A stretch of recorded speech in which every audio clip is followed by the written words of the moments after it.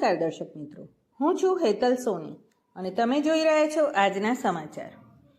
મહેસાણા જિલ્લાના વિસનગર શહેરની મહર્ષિ દયાનંદ સરસ્વતી કેળવણી મંડળ સંચાલિત શ્રી પરીખ ડીડી કન્યા વિદ્યાલયમાં હર ઘર તિરંગા કાર્યક્રમ અંતર્ગત આજરોજ તારીખ 11/8/2026ને મંગળવારના રોજ રાષ્ટ્રીય સેવા યોજના દ્વારા હર ઘર તિરંગા રેલીનું આયોજન કરવામાં આવ્યું હતું, જેમાં શાળાના પ્રિન્સિપાલ જિગીશાબેન પટેલ અને એનએસએસના કિંજલબેન તથા હાર્દિકભાઈ પટેલ સહિત તમામ શિક્ષકો અને 345 જેટલી વિદ્યાર્થિનીઓએ ભાગ લીધો હતો।